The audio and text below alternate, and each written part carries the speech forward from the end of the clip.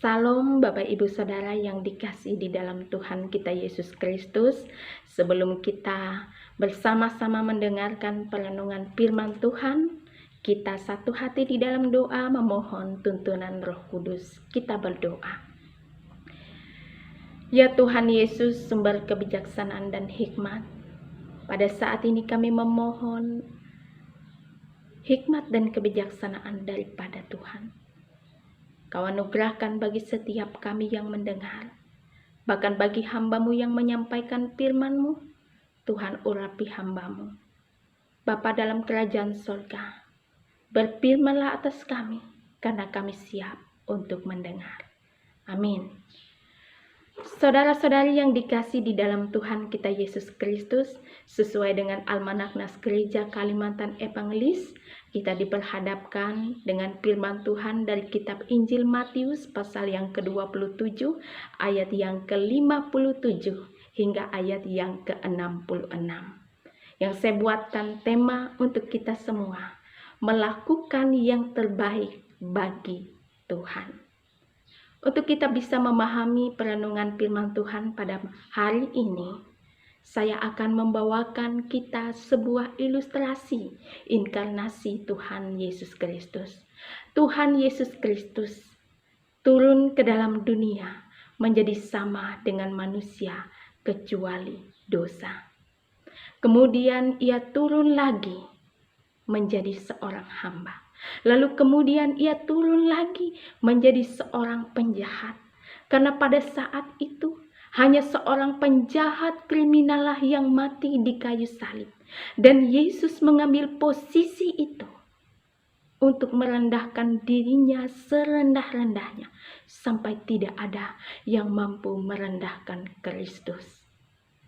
Ia lakukan semuanya itu untuk mendamaikan kita dengan Allah Bapa di sorga.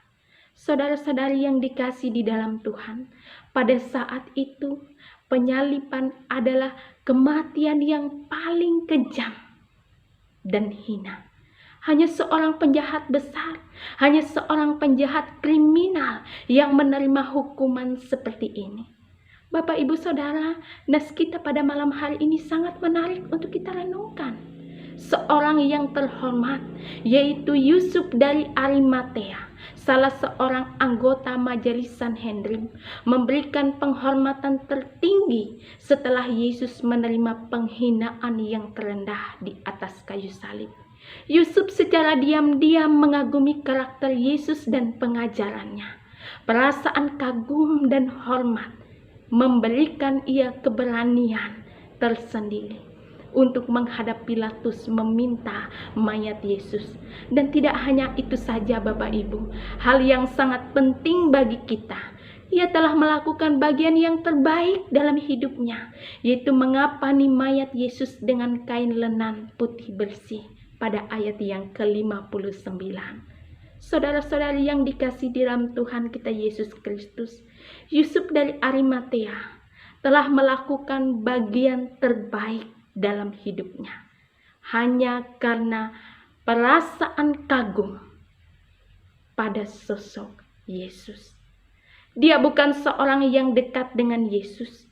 Dia bukan seorang yang mengenal Yesus dengan baik, namun telah melakukan yang terbaik bagi Tuhan Yesus. Saudara, Bapak, Ibu yang dikasihi dalam Tuhan, bagaimana dengan kita sebagai jemaat Tuhan yang sudah mengenal Tuhan Yesus, yang sudah tahu akan karya Yesus dan paham betul akan firman Tuhan? Sudahkah kita melakukan yang terbaik bagi Tuhan Yesus? Jika kita masih belum, maka saat ini saat yang paling tepat untuk kita lakukan bagi Tuhan, selama kita masih diberikan kesempatan. Mari kita satu di dalam doa. Bapa di dalam kerajaan surga, kami mengucap syukur atas firman yang telah kami dengarkan bersama-sama. Engkau telah melakukan bagian terbaik dalam hidup kami Tuhan. Engkau mati dan bangkit bagi kami, membuktikan Engkau adalah Tuhan.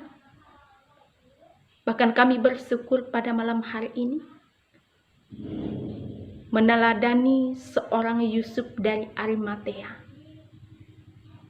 yang telah melakukan bagian terbaik dalam hidupnya. Bukan seorang yang dekat dengan Tuhan Yesus, namun telah melakukan yang terbaik bagi Tuhan. Ajar kami juga ya Tuhan, untuk dapat melakukan yang terbaik bagi Tuhan selama kami masih diberi kesempatan untuk hidup di dunia ini. Terima kasih Tuhan. Haleluya.